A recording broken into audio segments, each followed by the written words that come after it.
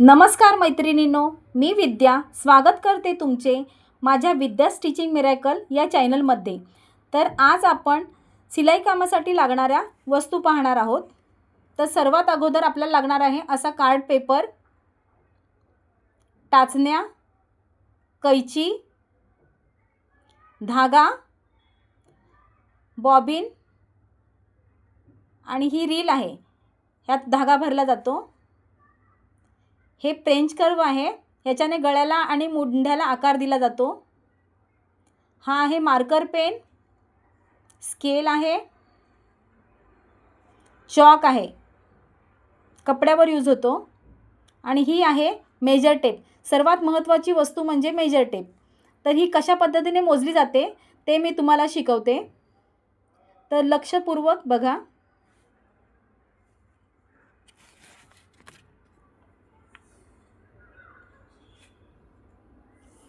बघा, इथून इथपर्यंत 3 लाईन म्हणजे पाव इंचाचा भाग होतो। इथून इथपर्यंत हे बाणासारखं टोक आहे ना, तिथपर्यंत अर्धा इंच होतो। हे इथे अर्धा इंच काउंट करायचं। इथून इथपर्यंत पाऊण इंच, इथून इथपर्यंत 1 इंच पूर्ण होतो। इथून इथपर्यंत सव्वा इंचाचा भाग होतो। इथून इथपर्यंत 1.5 इंच होतं। हे इथून इथपर्यंत 1.25 इंच आणि इथून इथपर्यंत 2 इंच होतं। नंतर 2.25, 2.5, 2.25, 3 अशा पद्धतीने ही मेजर टेप मोजली जाते। तर या मेजर टेपचा वापर करून आपण ब्लाऊजवरून कशी मापे घ्यायची ते आता मी तुम्हाला शिकवते। सर्वात अगोदर आपल्याला अशा पद्धतीने ब्लाऊज ठेवून घ्यायचा आहे आणि अगोदर ही हुक बंद करून घ्यायची आहे। ब्लाऊज असा मागच्या बाजूला ठेवायचा आणि ह्या शोल्डरच्या इथे आपल्याला ही मेजर टेप ठेवायची आहे आणि इथं बरोबर टक्सच्या खाली आपल्याला हे थोडंसं खेचून घ्यायचं आहे आणि इथं आलेलं आपलं 14.5 इंच। 14.5 इंच ही आपल्या ब्लाऊजची उंची असणार आहे। उंची 14.5 इंच असणार आहे। ब्लाऊज परत सरळ करून घ्यायचा। आता आपल्याला छातीचं माप घेऊया आपण। तर ही दोन्ही टोकं अशी थोडीशी खेचून घ्यायची आहेत आणि इथं आलेलं आहे आपलं 19 इंच। तर 19 इंचाचा डबल 38 इंच होतं। तर हा 38 इंच छातीचा ब्लाऊज आहे। इथून इथपर्यंत 9.5 इंच येतंय। तर हा छातीचा चौथा भाग आहे। छातीचा चौथा भाग 9.5 इंच येतोय। आता आपण कंबर मोजून घेऊया। कंबर मोजायला बघा, इथं एक टेप ठेवायची आणि या कोपऱ्याला बघायचं आहे। तर इथं आलेलं आहे 16 इंच। तर 16 इंचाचा दुप्पट म्हणजे 32 इंच आपली कंबर आहे आणि 32चा चौथा भाग म्हणजे इथं येणार आहे 8 इंच। 8 इंच हा 32चा चौथा भाग आहे। आता आपल्याला शोल्डर बघूया। तर शोल्डरच्या इथे बघा, मला गळ्यासाठी तिकडे अर्धा इंच आणि या साईडला हात जॉईंट करायच्या ठिकाणी तिथं अर्धा इंच, असं दोन्ही साईडला अर्धा अर्धा इंच सोडलं आहे मी। आणि टोटल माप आलं आपलं हे 3.5 इंचाचं। तर 3.5 इंचामध्ये 2 इंच मी गळा रुंदी टाकणार आहे, कारण हा डीप नेकचा ब्लाऊज आहे।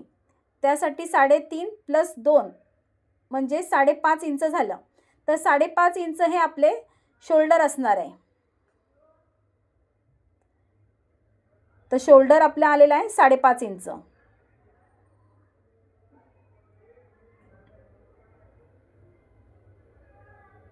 आता आपण गळ्याचं माप काढून घेऊया।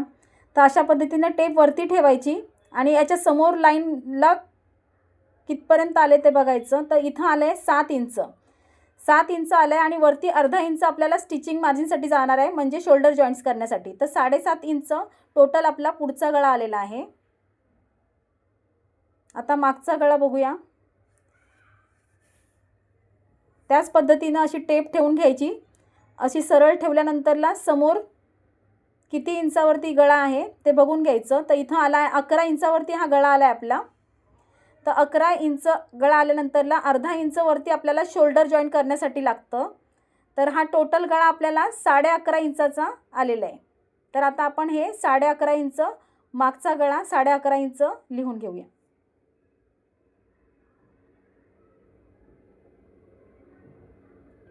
आता बाही लांबी बघू. बाही लांबी आहे बघा, इथंही टेप ठेवायची आणि इथून इथपर्यंत आलेला आहे 5 इंच. तर ही 5 इंचाची बाही होणार आहे. बाही लांबी 5 इंच.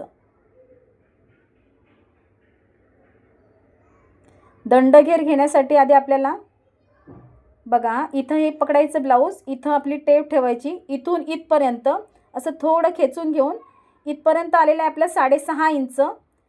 तर 6.5 इंचाचं म्हणजे हा आपला टोटल घेर आहे 13 इंचाचा. तर आपण निम्म 6.5 इंच लिहून ठेवले आहे.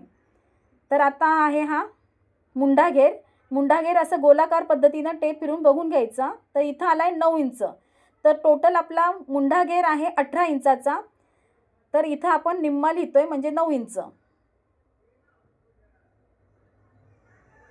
अशा पद्धतीनं हे आपल्याला मापं घेऊन आता ह्याच्यानंतर आपल्याला याची पेपर कटिंग पण करता येते. त्यासाठी आपल्याला ह्याच्यावरती कटोरीचं माप बघतोय आपण. तर इथपर्यंत हे कटोरीचं माप 6.25 इंचाचं आलेलं आहे. तर हे माप टाकून आपल्याला पेपरवर कटिंग करता येईल. तर नेक्स्ट व्हिडिओमध्ये मी तुम्हाला पेपर कटिंग कशी करायची ते दाखवणार आहे. व्हिडिओ पाहिल्याबद्दल धन्यवाद.